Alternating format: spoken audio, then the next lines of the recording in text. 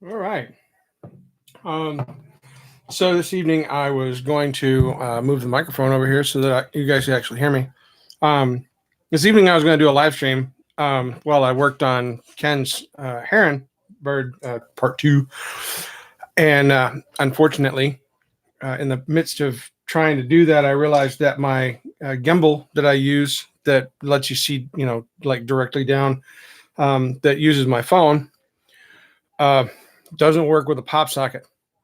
So I couldn't just put the phone up with the pop socket on. So I'm not really interested in yanking the thing off just yet.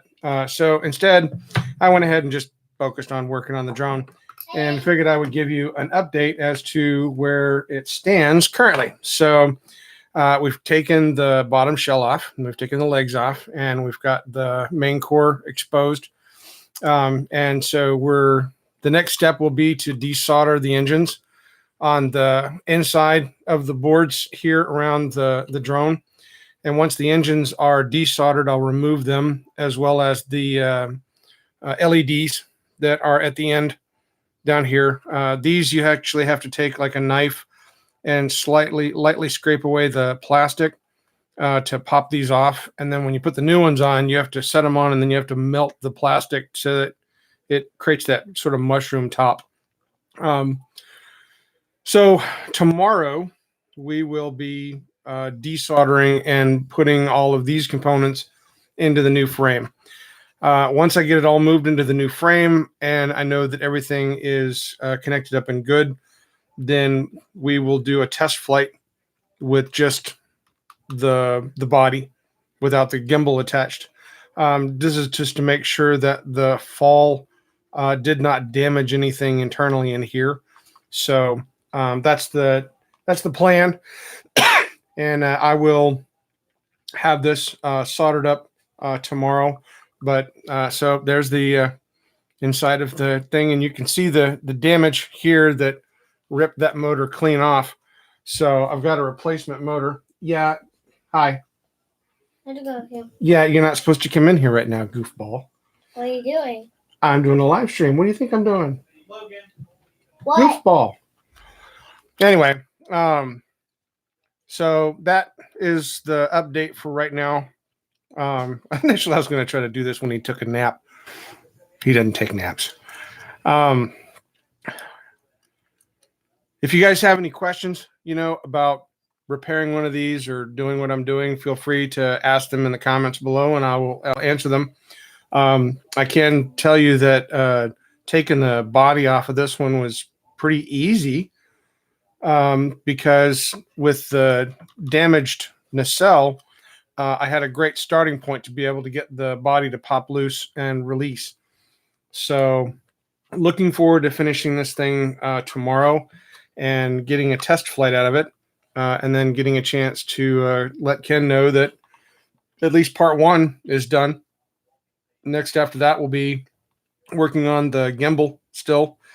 The gimbal functions. It just that top motor is still grinding against something, and I've got to keep working on it. So, like I said, this was just a quick update. Hey Tony, hey Rick.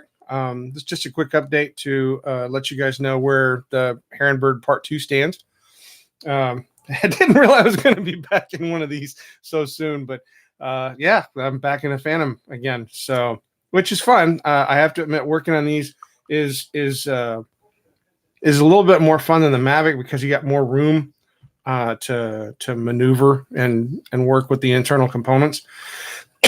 But surprisingly enough, so far, what I'm seeing internally is really positive, is really good. I'm not seeing any impact damage. I'm not seeing any damage or pulled wires or anything to that effect. I mean, I think the only thing that got yanked really hard were these front compass wires here that attach to the front of the drone. Those wires go up into the legs and then work with the other 4 wires that are part of the antenna system. So trying to think if there's any other important things to share.